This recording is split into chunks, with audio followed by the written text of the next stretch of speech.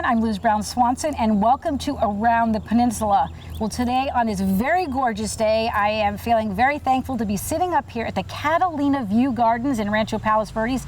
I'm looking at Catalina right behind me here, and sitting with me, joining me here, is the president of Las Candalistas, Yvonne Vick, because you are about to share the fact that Las Candalistas' annual spring event will be taking place right here at that magnificent Catalina View Garden. You're bringing the party back to Portuguese Bend.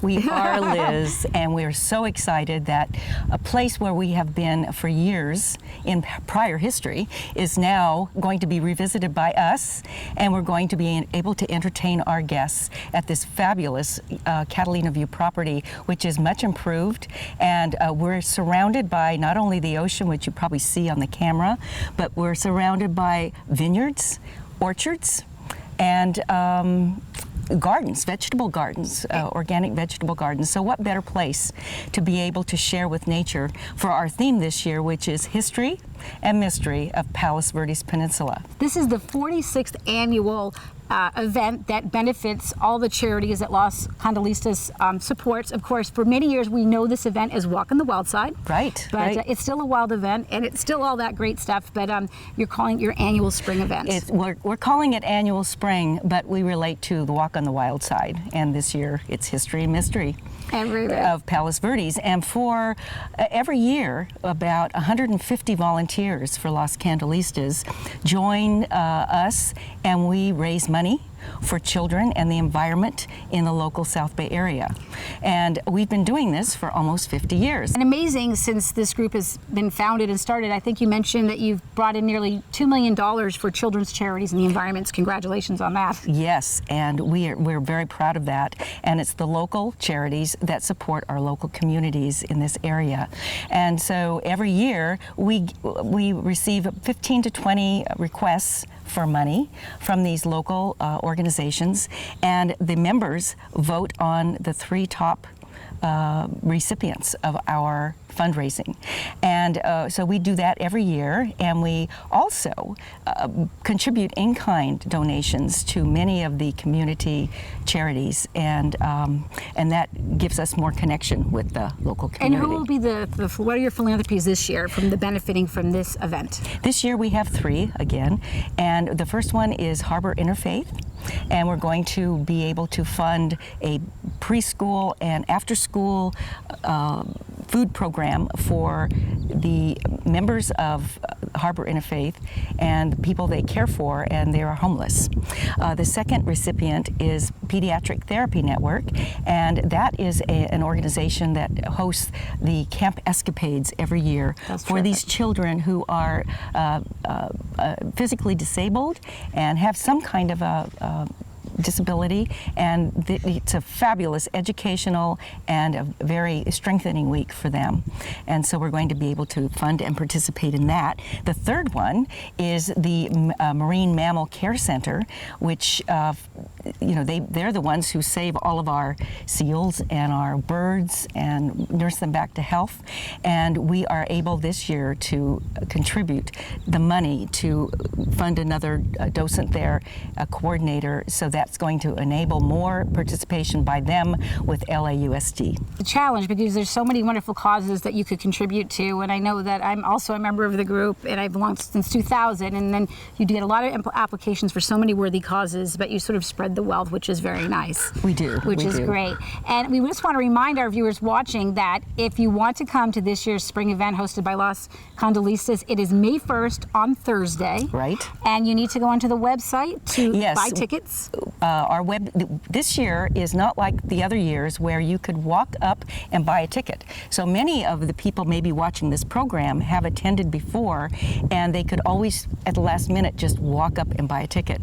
Because of the limited parking and limited seating area of this beautiful site, we are having we're selling tickets on a reservation-only basis. So you will have to go to our website, which is www.lascandalistas.org, and that'll give you all the information for ticket purchase and parking and so on. And it's such a popular event; it tends to sell out, and so especially now that with that restriction added, that I'm sure you're gonna have no problem getting 600 people up here. No, we're already we're very early, and we're already climbing toward our limit. So it's time to buy the tickets now. I know everyone's really excited to see this. I mean, it doesn't get any better than this to create your event up here and to come back to where it all started, which was in Portuguese Bend, because the Walk in the Wild side has traveled around the community. I mean, it was at City Hall, where we work at City Hall. It's been at the South Coast Botanic Garden, but to have it come home, how interesting and great. And it's home. Now, I have personally never been here for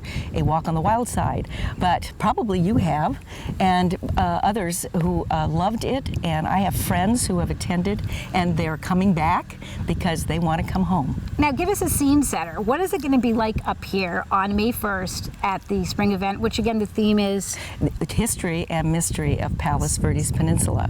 So what happens here is that when the guest arrives, there will be vendors, our own crafts, and by the way, I'm wearing one of the items that is made by our own members, Las Candalistas members, and very fun. You will probably, when you visit the gals making these items, you'll get more detail about this. But we have many special items, and then we have a luncheon, and this luncheon is going to be catered by Las Candalistas, and this is important because apparently a jewel of our event is always our homemade lunches, and we are going to do that. We're catering picnic lunches this year. That's the reputation of this group, is that everything is made by the hands. You know, everything is homemade, and it takes many hands to make light work. Right. And when you go to the church and see the workers, you will know that we have many baked goods and canned goods that we will sell as well. We also have another edition called Docent Tours, and these docents are going to give little snippets of history and mystery information of the Palos Verdes Peninsula, and because it's a mystery, I'm not going to tell you anything. I'm not going to share anything else. On RPVtv, we're going to come and find out what you're talking about. And we were talking about the church. That's the Riviera Methodist Church up the street. Yes. For years, that's where the group goes, and they do all their prep work and cooking and crafts and all that kind of stuff. And we were there earlier today together. We're going to take a quick break, and we're going to join some of the members and the co-chairs, these two brave women that are chairing this year's event. So we're going to catch up with them and find out all that's going on with the excitement of getting ready for the spring event with Las Candalistas. So stay tuned for that. Now being joined by Julie, you are one of the co-chairs of Las Candalistas' annual spring event. How's it going? It's going great. We have a lot of enthusiastic members, and we're very excited for our event at our new location this year. Talk about the new location and just what's in store for people that come. They're going to be treated to a fabulous location. It's right on the cliffs overlooking the Palos Verdes Peninsula, and they're going to have a fabulous day. We have so much planned for them. They're going to have an opportunity to buy some of the creations that we've created and enjoy a gourmet lunch made by our members. Hear some entertaining, informative skits about some of the things that we have happening around the peninsula.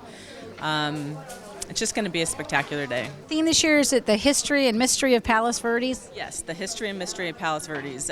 My co-chair, Freddie, and I wanted to do something that would really work well with the location. So we wanted to bring people up to the area to really experience the beauty of the community that we live in, to have people who have lived in the community for a long time to understand new things, and people that have not lived in the area for a long time also to an opportunity to learn about the area. What kinds of interesting facts might we learn about? You'll have to come and listen to the skits. The only thing I can say is that they were the original lighthouse keepers of Point Furman were two women, which is very cool. Well, we always know every year the event gets cooler and cooler. Of course, it was always known in the community as Walk on the Wild side. You've really transformed the event, and the exciting thing is that you're going back to the original site because it's been at many different locations. How are the members feeling about going back? I think they're very excited, and some of the older members feel really strongly about the fact that we are going back to our roots. One thing that we're doing this year for our members is we're having a pre-event up at the site. We're calling it Cocktails and Candelabra, and the original founding members decided to have an outside picnic with fine china and linens and candelabras. So we thought it would be cool to do that for our own members for our kickoff event before we actually start our event. Excellent. Why did you join the group 4 years ago? What do you enjoy most about being here? I joined the group because I was looking for an opportunity to do some philanthropic work, and I really like the group that it's a very creative group of women. I'm an architect by trade, and I like to do creative things, and met some fabulous women that are just so incredibly creative, and they have fabulous ideas. All this work you're doing is for great causes, children's charities, the environment. Does that motivate you? Absolutely, absolutely. And it's one of the best meetings that we have is an opportunity where the charities will come in and present their what they want their money for, and we get to listen to their stories, and then we get to vote on them. And that's just really nice to know directly where our monies are going. As we wrap it up, anything you want to add? I'm going to also talk to your other walk co-chair that you just want the community to know. Obviously, you want them to come to the event. Absolutely. Just come to the event. It's going to be spectacular. The location is lovely, and you will have a beautiful day. First of all, I'm in a group that is absolutely fabulous with fabulous women, so everything is fun. And we do a combined effort, and that's what the event is for, the spring event. Kind of showcases what we've done all year long. Talk about what you've been doing all year round to get ready. Actually, we had what were called play dates, and the members who wanted to signed up, and we did tiles and gourds and walking sticks and painting on glass and necklaces. It was just absolutely fabulous. We had such a great time, which also makes for good bonding. This group is so talented. It's amazing. Every year they outdo themselves. And this year with the walk now going back to the event, talk about the excitement there. Well, it turns out that we haven't been back since 1999. So this is extremely exciting because the people who remember when it was called Walk on the Wild Side and that event are just absolutely relishing the fact that we're back at the same site and we're making our own gourmet food. We've got wonderful gourmet pantry, among other things that are going to be fun. And also we're going to have lots of things to do. So besides shopping, and remember that all of the monies go to our charities which benefit the children and the environment. Talk about why you joined 3 years ago. Well, I was so fortunate to be asked, and I was excited. I didn't know if I was going to have a niche because I really am not a cook or a gardener. But they found a niche for me, and I'm thrilled. I love to do the creative things, and they allow me to do it. Well, the fact that you are co-chairing this incredible event says a lot. Thank you. I hope so. I've enjoyed my so much, Julie, that we have had such a great time. So we're looking forward to everyone coming, and they'll be wonderfully surprised. I am co-chair of Bake Shop. Janie Hasselman and I are chairman. And today we have been making breads for sale at the Bake Shop at the event. We're making our famous Very Lemon bread and also a lemon thyme bread. And we use fresh ingredients in all our breads. The thyme, we chop fresh thyme, and we zest the lemon rind for the lemon bread and fresh lemon juice. And so these two breads we're making, and also we're making some brownies. Last month we have made 4 different kinds of cookies. Some of them are new to us this year, and some of them are the ones that are favorites of our guests. We're going to make a rosemary blueberry cake, which is very good, and I'm sure people will like that. We're making today about 100 lemon breads and cookies. Earlier, the 4 different kind of cookies, we made over 2,000 cookies. So we hope to have enough to go around for everyone that wants to buy. I'm now being joined by Elaine Trutanich. You are the luncheon chair for the event. We are also lucky because you are a master in the kitchen. Talk about this year's luncheon. I'm really thrilled that we're having the luncheon and that it's being prepared by our ladies this year. We are planning sort of a Spanish menu, you might say. We're having what we call Inspiration Point Gazpacho soup. We're having Portuguese bend chicken paella salad, lighthouse rolls, and we're having the chocolate mystery dessert. Love the idea of the mystery dessert. You'll have to go and taste to find out what it is. That's right.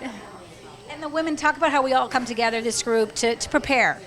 That's the best part. It's like having an old quilting bee where ladies get together and they can gossip and they chop and they dice and they slice and just have a good time making whatever it is that we're making. 28 years ago you joined this group. You're still here. What do you love about it so much? The friendships and making all this crazy stuff like walking sticks. These are just fun for walking around, hiking on Saturdays, and even putting on your walls. It's very cool, very artsy. You got a bird on the top and lots of neat little wooden things hanging off it. Talk about the types of things people will find in the area you run, which is called the Artist Attic. The Artist Attic are things that come into us or that we find in the neighborhood, and we TSP them, sand them, paint them. And we've found 2 armoires just on the street this year. People have delivered wonderful beds from the 20s, dressers. We give them a coat of paint. Usually it's not the expected color. And then people will buy them because they are done in a paint color that's not expected. Being joined by one of the newer members of Las Candalistas and your provisional member. Talk about the excitement and why you joined the group. When I was moving to Palos Verdes, I think this was the first organization that I heard of from our realtor who's been a member for 30 years. I heard so many wonderful things about the ladies, the different activities, the charities, and that's just something that's near and dear to my heart. So I wanted to join the group. I'm very excited to be a provisional this year, and it's been even more than I thought it would be. Definitely one of the sayings I feel like for Las Candalistas is many hands make light work. Those women were all hard at work, whether they were baking breads or organizing crafts. And I was just curious, what did you participate in this year to get prepared for the event? Oh, with the baking, I can do a little bit of baking, and I can also do some canning. And so we make jellies and jams for not only this event, but for our fall event and a friends and family sale, because they're very popular. We've been around for almost 50 years, and we've gotten very popular with some of the goods we make. I like the jalapeno jam. Oh, that's our biggest seller. In fact, out of 2,000 jars, at least 537 of them will be jalapeno. The event you're referencing, that's your fall event, is a holiday table setting. You get great ideas of how to decorate. Right, I love attending right. that. It's at the promenade. So you'll be doing that again in the fall? We do this, every year we have 2 events, and one of them is our fall event, the Entertaining for the Holidays at the Promenade Center, as you said. And we host table decor and speakers with decor ideas and cooking ideas, entertaining ideas, and we have, again, a host of vendors and crafts. And this year it was very well attended, and we had lots of fun. Now we're excited about getting our community to come out to this first event, though, in the spring, which is May 1st, Thursday, right here at the Catalina View Gardens. You are so excited to be here back at Portuguese Bend. And as we look at this magnificent site, you can see Catalina and the grounds and the vineyard that's here. This is a 97-acre site, of course, that belongs to Jim York. And talk about the fact that you're one of the events that is going to be here, because he's limited to how many events he can have. He is limited, and we can't be appreciative enough, because I think he has this connection with our history as well, and he has accommodated us for years in the past, and now he's accommodating us to be here again with Jim York and his properties, and with even more development. We didn't have vineyards here before, and now we have vineyards, we have orchards, and we have organic vegetables growing. And of course, as you will probably see, we have a beautiful, beautiful setting. Because we're sitting here at this patio. This is where your tables will be set that day for having the luncheon. The luncheon will be served here at this patio, and it stretches on into the grass out there, and everything looks over the ocean. So the docent-led skits that will again talk about the history and mystery of Palos Verdes, they'll be out there over by the grounds over there? They'll be over in the grounds, and then, of course, part of this is a mystery. So they'll be over in the grounds, and they will be around that area, and it'll be a traveling docent vignette show. Because we were talking in the past, your event would always have a theme to it, and you never knew what you were going to see. You might see a big Trojan horse or lots of artwork that was done. Or an old car sitting there. So talk about the ambience and setting that up. You probably don't have to do as much because you can't do any more to a setting like this. Yes. Well, every year we would have, people would say, you've built a city here. And it would be a backdrop of our theme, whether it was running for the races, the Derby, or it was U.S. history, whatever it was, we would set up lots and lots of backdrops. Well, as you can see here, the backdrop speaks for itself, and it speaks to our history. And it speaks to Rancho Palos Verdes having such a beautiful city and sharing it with so many people in our community. And we like to open it up as a representative of Rancho Palos Verdes because we're all sharing this beautiful view, and with the help of Jim York, we're going to be able to have a beautiful show for them. It's going to be a wonderful day. Share with us your involvement in the group, how it started 6 years ago. You decided to join. Yeah, I started because I was coming off of an international career where I didn't know anybody in my neighborhood, and I thought, what a better way to communicate or connect with my environment or find out who they are than join a local organization. And I joined Las Candalistas and met, as a result, many of the charities that support our community. And I also met many of the mover and shakers in this community, and I'm very impressed with and like to work with them as well. And you get an instant family when you join this group. Women have so many incredible backgrounds, but all sharing the same mission, and that is to help children, charities, the environment, and just, it's a lifestyle. The organization is a lifestyle. But these women, first of all, they want to help people in our local community. However, they also have various interests, and they like to connect with other women. And we offer that because with the workshops we have and with the work we do, it takes a village. It takes many hands, as you say. Yep. And so we are many hands, and we get to know each other through that. For you as president of this organization, what is your challenge and your goal? My challenge is we've been around almost 50 years, and we want to continue to evolve with our community and the community needs and what the market wants. And so this has been a challenge to start creating a vision for our future. Right, and you say that this group is nearly a half century, but the women, and many of them have been in this group for decades, have the energy of a 10-year-old. Like, I just can't get over all that everyone is able to accomplish and do, and everybody pitches in, and it's great. Anything you want to add as we start to wrap this up? We're really excited RPVtv will be at the event here. What I would add is that many people who have been here in the past will think that they can walk up and buy a ticket. We have limited seating and limited parking this year because of our beautiful site.